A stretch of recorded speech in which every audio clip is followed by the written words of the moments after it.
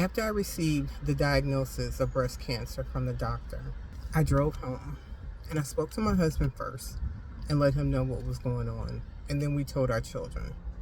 I also shared the information with my siblings, who are rock stars. They said, "You go to bed, we got this." I woke up to over 50 questions for my first doctor's visit. And that first doctor, it was an interview. Just because the doctor's recommended to you is not who you have to have your care by.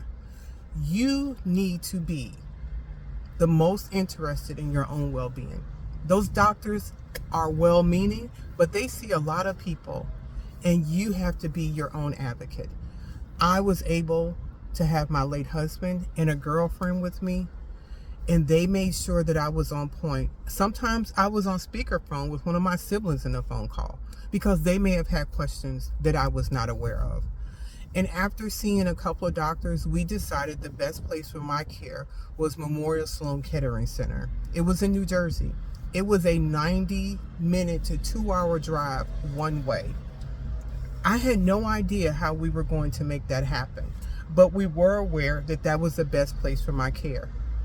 Project Manager Tina kicked in, and to my amazement, literally, family and friends from around the United States said, "I have this week, I'll jump in and I'll be there to take you to treatment."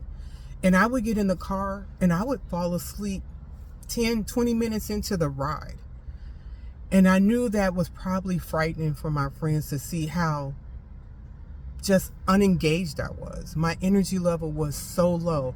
I wasn't able to stay awake. I was tired.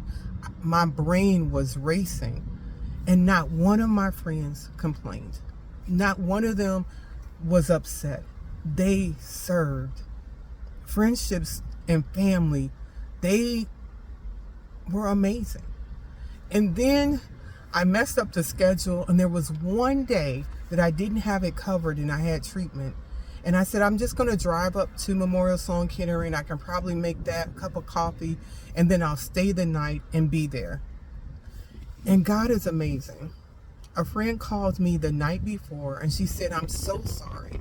I haven't been able to talk with you, but is there anything I can do for you?" And I told her that I had messed up the schedule. And she was there the next day. And I know it took her about an hour to get to where I live. She was there. She had the nerve to bring a journal, a gift, and drove me there and brought me back.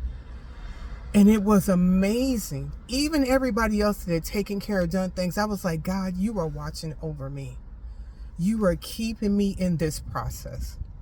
This is part 2 of my breast cancer journey I want to share with you, and I'll share some more things next. This is October. This is Breast Cancer Awareness Month, and I encourage you to get your mammogram. Don't be afraid of the information. Be afraid of not having the information. I'll talk with you later.